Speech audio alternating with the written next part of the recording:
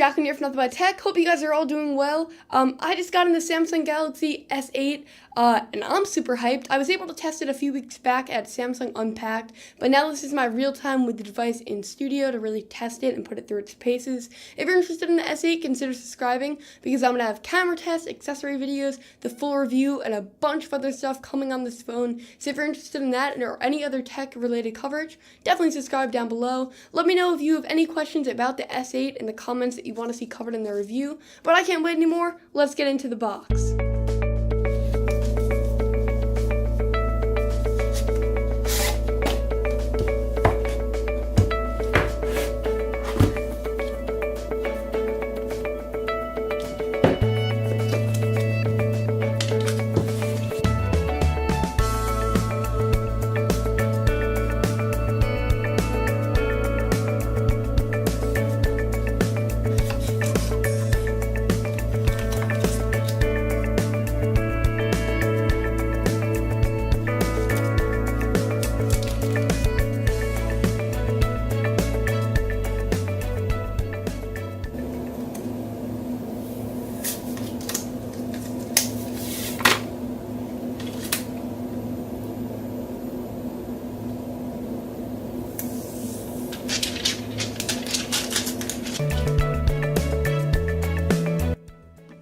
Okay, it's now a little while later. I had some time to play with the device in the studio, kind of just using it for photos, texting, all of that kind of stuff.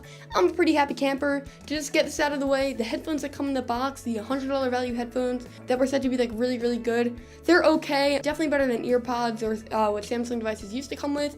I'm happy that they were included for sure. And I also like the Stealthy AF charger accessories that are now in black, so I'm pretty happy. But now let's talk about what you probably all want to know about, the actual device. Here are my first impressions on it. The phone feels premium. Simple as that. Design was definitely the main emphasis this year on what Samsung wanted to do with their phone, and they really blew me away. The screen melts into the back with a very thin piece of metal sandwiched in between. The display looks gorgeous, by the way. Flanked by almost obsolete bezels, it's just a really good looking device. It looks like a mix of last year's S7 and this year's G6 in terms of the bezel reduction. The midnight black version I have here looks fabulous and hides the fingerprints a bit better than the gold S7 Edge that you're seeing on screen now compared to it. Another new development with the S8 is the aspect ratio. The 1440p screen is now 18.5 by 9 to give users a bit of extra room for text. This means that while watching YouTube videos or playing games that are scaled for 16 by 9 screens, you will get the bezels back in the form of black bars. Hopefully as technology improves and developers update applications, this issue can be fixed, but until then, Samsung is offering a decent alternative. It will crop in slightly on the content to fit the display, but that means that you will lose some of the frame, which could be important in games or videos. No solution is perfect yet, but I'm happy to have the extra screen real estate in vertical applications that support it. Flipping over to the back, you'll see the main shooter. It's a slightly different sensor from last year, so definitely let me know in the comments down below if you want to see a comparison to the S7 in the camera test video. But from my initial test, the image quality stacks up. All photos are sharp, saturated, and almost always properly exposed. I'll have a bunch of camera tests coming very soon, comparing it to devices like the iPhone 7 Plus, the LG G6, and a little bit of a special device that you'll have to wait and see, so subscribe if you want to see that. But let me know any other devices that you want to compare to in the comments down below. I'm thinking about doing it with the S7 Edge as just mentioned, so let me know definitely about that one.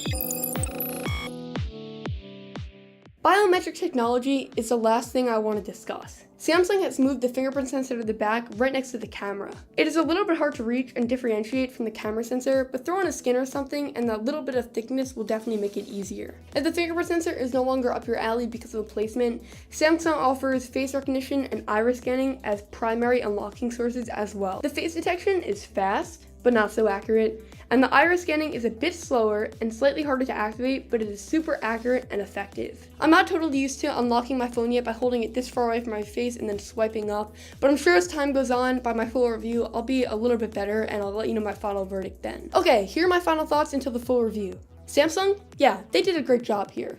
From the screen to design, optimization, and software, this is their best phone yet, and in my limited testing, it's my favorite phone of the year so far. I'm going to be using this device as my new daily driver for the review period until I post my review sometime next week or a little bit later, and I'm going to be using this device with no launcher, icon pack, or deleting any bloatware, so I'll let you know how the software feels on a device with such high-end specs. If you have any topics that you want to see covered in a separate video or in the full review, I really want to hear from you, so leave it in a comment down below.